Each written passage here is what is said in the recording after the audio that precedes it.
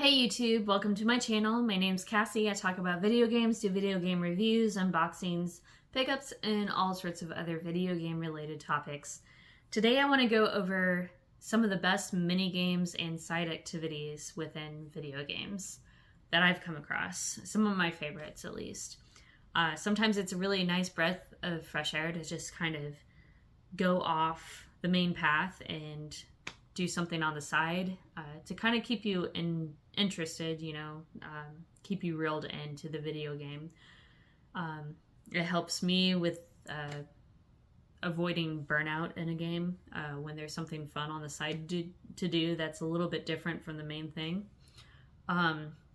So I just kind of wanted to go over these, and I also want to talk very briefly about the Game Awards and, how I feel about that. I've already done my predictions and nominations of my own, so I don't really have too much to say about it, but I am excited. And then also talk about Game Club, our Game of the Month Club, because it is December, it's a new month, so we're playing new games. And then I'm going to talk about a little bit about what I'm playing currently. So that's going to be this video. So let's get into it. When we talk about mini games within video games or side activities, it's always, sometimes those mini games end up being like more played than the main game itself because we enjoy them so much. And I was playing Spider-Man 2, and it's got a lot of mini games in it.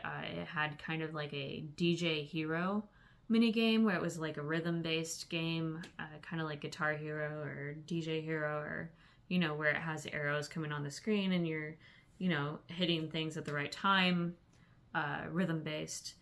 And I really enjoyed that. I was like, that was a nice surprise, and I thought I would just kind of go over some of my favorite mini games, video games that just kind of popped into my mind while I was playing Spider-Man 2. So Grand Theft Auto 4 is actually my favorite Grand Theft Auto game, and it had tons of side activities. You had the comedy club with Cat Williams, and you also had Ricky Gervais, I think. And then you had bowling, you had pool, you had darts.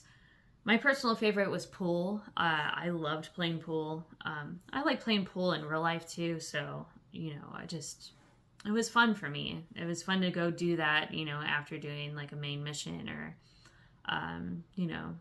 just to kind of distract myself from like the main game a little bit sometimes. But Grand Theft Auto 4 also had like an amazing story and characters. Nico was one of the cooler characters of Grand Theft Auto because I think he was actually, I don't know, I wouldn't say, you can't really say that any character in Grand Theft Auto is a good guy, but he was more so of a good guy than like I think of a lot of the others in some ways. I don't know. But, and then also, it was really funny with his cousin always like calling in, hey, you want to go bowling? And you'd be like in the middle of like some like crazy fight with some gang or something. I don't know. But yeah, Grand Theft Auto 4 needs to be ported at least to current gen because we don't really have a way to play it currently on current gen, I don't think. Which is really weird. It may be on Steam, but yeah. PlayStation 5 and Xbox Series, I don't think it's on there at all.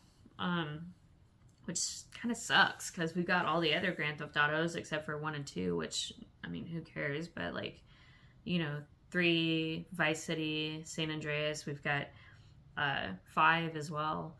And I really like 4 and I want to play through 4 again. But, if I had my older consoles still, I'd, just go back and play it that way, but I don't. So, I guess, if I had an Xbox Series X, maybe I could just pop in the 360 disc of that, but yeah, whatever.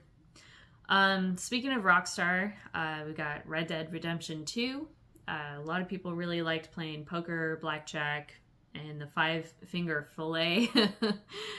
That's just really silly, but like, yeah. I enjoyed playing those as well, but my favorite was dominoes. I spent a lot of time playing dominoes. And yeah, maybe it's basic, but yeah, I really enjoyed dominoes a lot. And then you've got Yakuza Kiwami. I've only played a little more than half of Yakuza Kiwami, and I've not played any of the others in the series. But I really enjoy what I played of it, even though I'm not really a brawler or fighter fan. I mean, I play a little bit of everything, but like, you know, fighting games and brawler games are not really ones that I tend to go to or tend to enjoy as much as some other genres. But Yakuza is just completely different. It's like this, I don't know, it's in a league of its own. It's almost like its own genre. There's not really anything else like it. And I think it's really cool. But it has a lot of side activities too. So they've got karaoke, they've got some claw machine games, and then pocket circuit racing, which is basically like these like little mini race cars, like RC cars. And you've got this kind of large track within this building that you go around, but you can also customize and upgrade your little mini racers. Change the color, you know, change the specs on them as you like play more and win more, you get more. And it's kind of like it's like a full-on game within the game, so it's gameception. But it's really cool. And I really enjoyed that a lot. And that's one of my main goals for next year, is to play through all of the Yakuza games, or at least like through half of them. I don't know, at least play like 2 or 3. There's a lot of them, but I want to eventually get to Like a Dragon, but I want to play in order because that's how I am. I have to play things in order. Unless they are not related, then it's fine. But Sonic Adventures 2, the Chow Garden, I think it's Chow, I don't know, but you had these like little creatures called Chow, and they were really adorable, and you could raise and breed them, and they had like different colors and stuff, and so when you bred them, you didn't really know what was going to come out of the egg, and and I don't know, it was always a surprise. You didn't really know what you were gonna get, and I spent a lot of time playing that, and it didn't really feel like Sonic at all. It was like its own thing, and I think most people only played Sonic Adventures 2 for the Chow Garden, to be quite honest, but it was fun. It was amazing. I'd like a game of that on its own somewhere. And then we've got Animal Crossing, the original on GameCube. For some reason, they have gone away from this, but in the original game, they had these little miniature NES systems that you could place in your home, and those NES systems actually had the full games. So you had like Balloon Fight, you had Ice Climbers, I think you had like Dig Dug and whatever else, Mappy Land, and you could actually play the full entire game. Within the game, I believe. I think it was the full game, but it was really cool. And I don't know why they've kind of gone away from that. You know, like New Horizons didn't have any that you could play. They had like these pinball machines, but you couldn't even play pinball. So it just, I don't know. That was fun, and I wish they would bring that back to Animal Crossing. That would make me like it a lot more again. I like to do pinball, you know, like actual pinball. Space Cadet, which was amazing. And then Final Fantasy 15. This is more like a side activity than it is like a mini game, but fishing and cooking. And then you had Ignis, of course. All the things that he cooked was just, it looked so good, and I just wanted to like reach through the screen and eat it. But every time you found like a new ingredient or like caught a new fish, and you didn't know a recipe for it, he'd like to, I found a new recipe, you know. And it was so funny. But yeah, and we're like, oh, I gotta make this now because I want to see what it looks like, and it always looked delicious, and just, yeah, it was fun. I you know, Final Fantasy 15 gets a lot of hate, but I really enjoyed that game a lot. I had a lot of fun. And maybe it was like some of the side activities that I like more than an actual game, but I don't know. I just had a really good time. And then we've got also Final Fantasy X. We have Blitzball, which was kind of like an underwater soccer game within a sphere floating in this stadium. Yeah, it's kind of hard to say. But it's basically like soccer or like water polo or whatever. But underwater. I mean, water polo is, yeah, I don't know. But it was like soccer. It is kind of like soccer in water. And it was really fun. I liked it a lot. I played a lot of it back in, when I was a kid, and also going back to remasters and, whatnot. Final Fantasy X is actually my favorite game of all time. If you have not known that, now you do. The Witcher 3, I've not actually played a lot of Witcher 3. I've only played maybe about 30 hours max, and for some reason I've never finished it.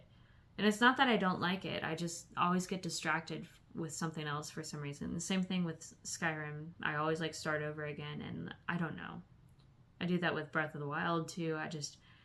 There's some games that for some reason I lose my hook, and it's not that they're bad games at all. It just, for some reason, I don't know if it's maybe like coincidence that I just always get distracted by something else, or if I'm just not reeled in enough. So, but anyway, The Witcher 3, I played more Gwent, which is a card game, than I have actually played the game. It was really, really fun. They've made like an actual card game based off of it, I think. But yeah, it was really cool. And then you've got Stardew Valley. They had this kind of like this arcade machine in their like little cafe or restaurant or whatever it was. And it's called Legend of the Prairie King, and it was like a twin stick shooter, like a Western like twin stick shooter, and I really like those. I'm coming to find out. So, yeah, and it was really well done, actually. I don't know that I finished that game, but it was really fun, and I liked it a lot, and addictive too. So, yeah, those are the ones that come to mind for me. I know there's plenty of others. You've got. Also, I played a lot of World of Warcraft and all the professions. Those were fun for me too. You had fishing, you had cooking, you had tailoring, and it was always fun just kind of making things and putting them in the auction house. Like I liked stuff like that for some reason. Yeah, I don't know, but what's everybody else's like favorite like mini games or side activities that you've had in video games that you've come to love? Let me know in the comments below. Now moving on, the Game Awards is going to be on December 7th. It's this Thursday, so it's coming up pretty quick. The Game Awards is notorious for having like tons and tons and tons of game announcements and stuff. I think they have more than anybody else does, to be quite honest, and I'm pretty excited. I don't really want to give any predictions as to what is going to be announced because I don't want to set myself up for disappointment. So I'm gonna hold off on that, but there's plenty of things I would like to see. We've also got Rockstar came out and said that they're going to show the next Grand Theft Auto trailer on the 5th, which is going to be Tuesday, I think. Yeah, Tuesday, early in the morning. So I'm excited to see what's going to go on with that. I love Grand Theft Auto. I love Rockstar. I really wish that they would do another noir game, to be quite honest. I loved LA Noir. It's one of my favorites, and we just really don't have a lot of detective games, and it had a lot of historical accuracies, like, and like little bits and pieces in there that like I really thought was really neat. So I would like another one of those, but I'm okay with Grand Theft Auto. I'm okay with Red Dead. You know, that's fine. I would like to see them do some other things as well. So I hope they haven't kind of lost track of that, because some of their other games have been really great. You know, you've also got Bully, which got canceled. I think the second one that they originally were going to do, but they didn't. But yeah, so that's going to be outside of the Game Awards. So there's, I don't know. I know Jeff Keighley did tweet yesterday. I think it was last night. Pretty much hinting that he has a big announcement. Something like he was, you know, just previewed a big announcement or something for the Game Awards, and he's excited to share it. And it's something, I don't know, something that's not expected, I think. So I don't know if it's going to be like Ghost of Tsushima or if it's going to be Death Stranding. I really hope it's something that we just don't know about, that we like are going to like, something that's going to blow our minds. Like, I'm not even going to say Naughty Dog. Like I've just said. And I don't want factions. I want like a new IP or just something big from Naughty Dog, because they're great and I miss Uncharted a lot. But you know, someday maybe, you know, whatever. Persona. Maybe they'll probably wait until after Reload though, which I'm excited for. But yeah, enough with that, because I'm just gonna set myself up.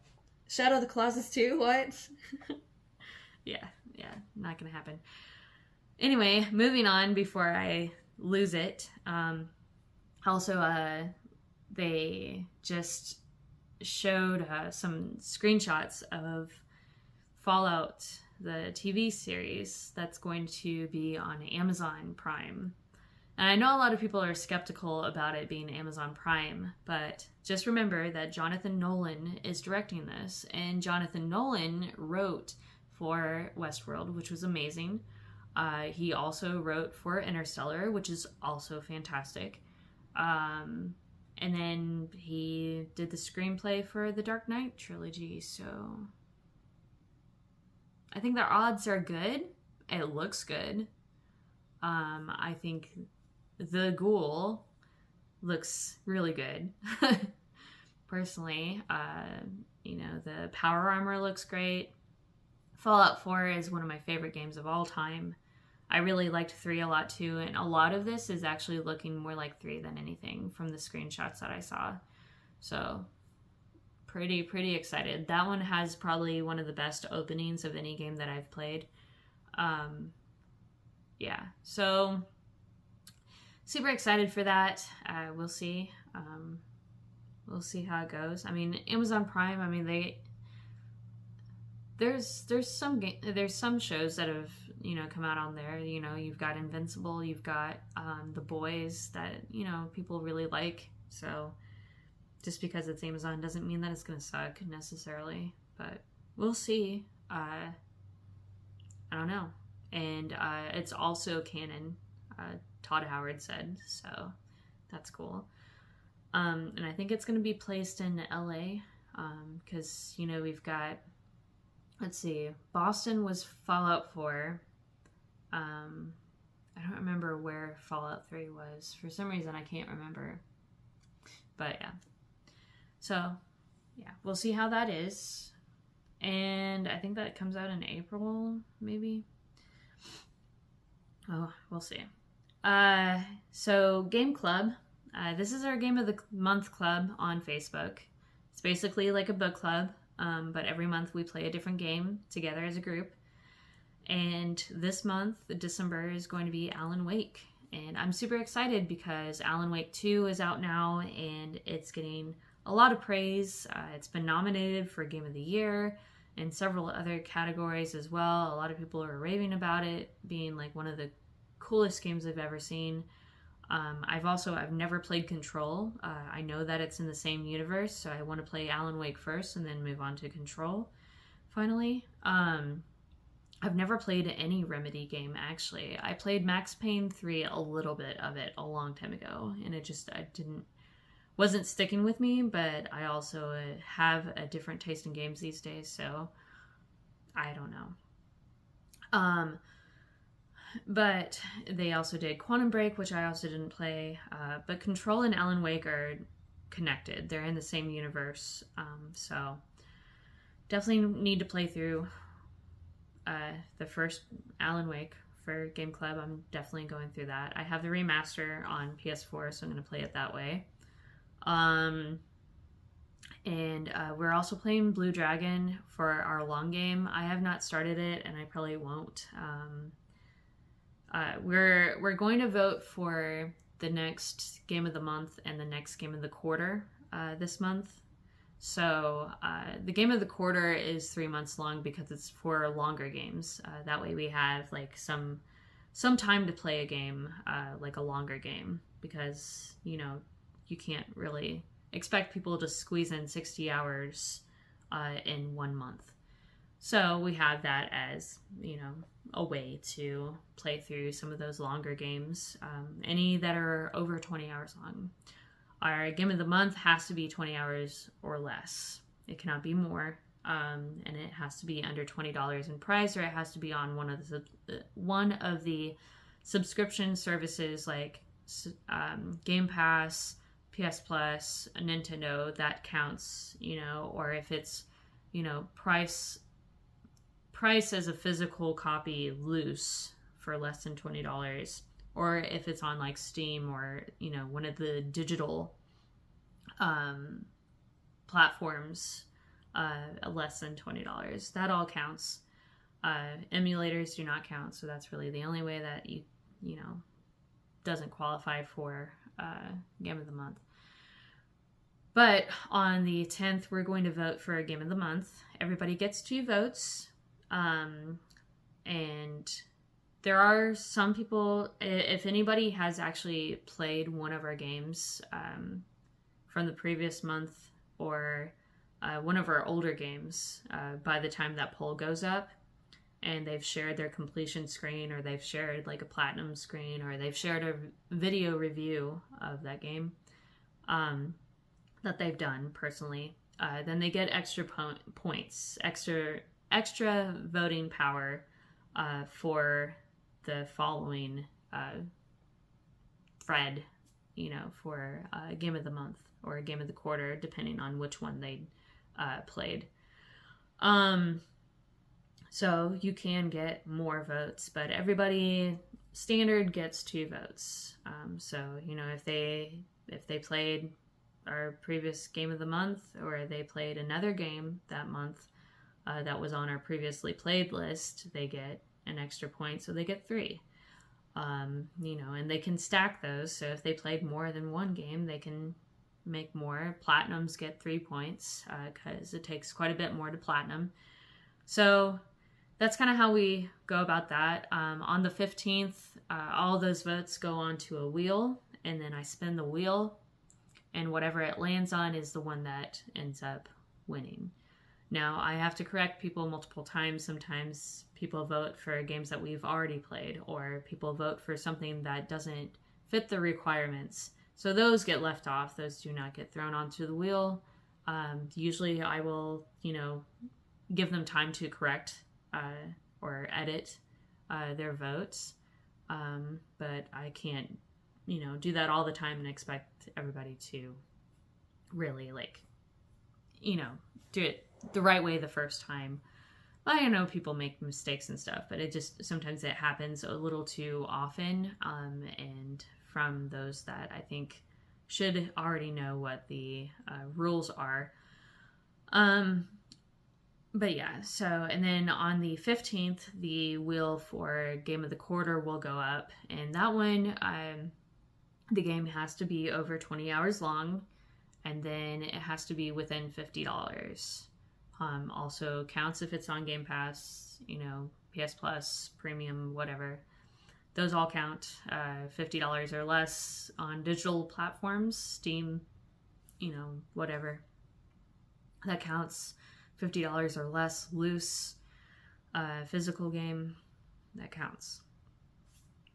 So, yeah, that's pretty much what we're doing. And then also, if somebody plays the game within the time frame of which that game is, nominated for.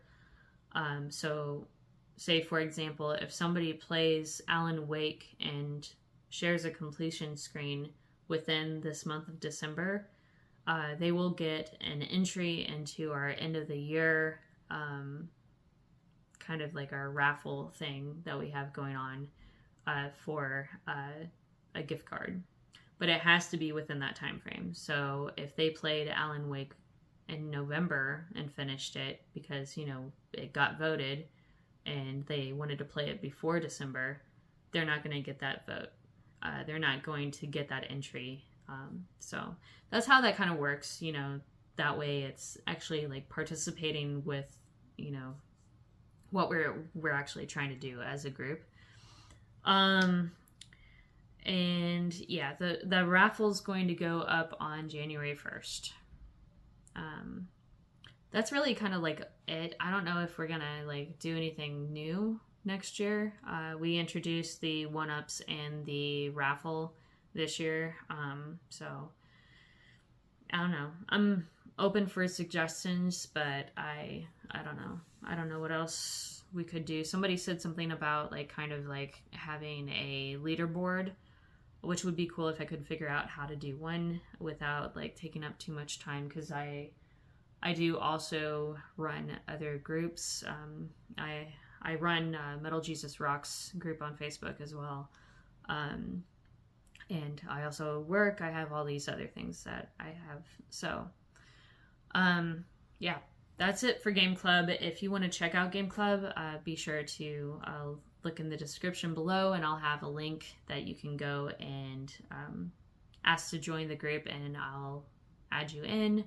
Unfortunately, it is a private group, so you can't actually preview it before you go in.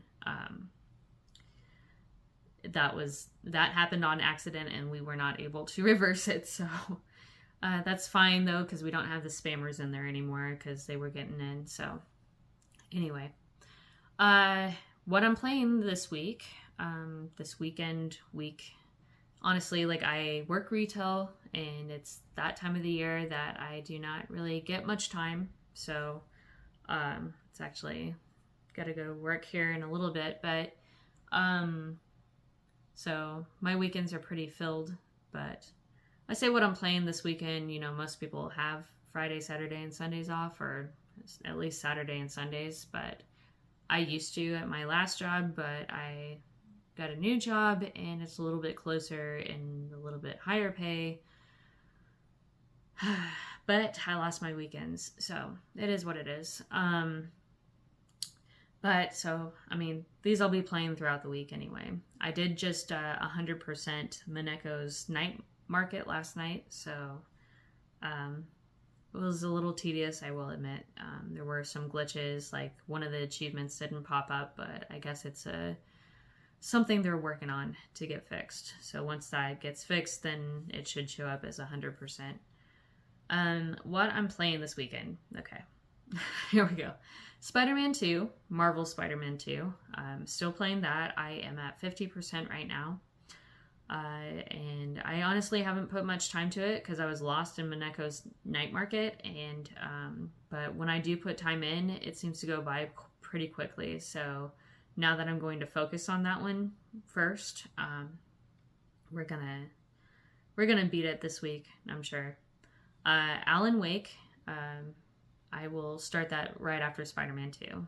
I know I said I'm gonna play it this week, but I kind of just want to. I'm afraid that, so I have Alan Wake on disc and I have Spider-Man 2 on disc. And I'm afraid nowadays that if I take the disc out, I'm not going to put it back in. And I'm not going to finish it. So that's kind of why I'm waiting.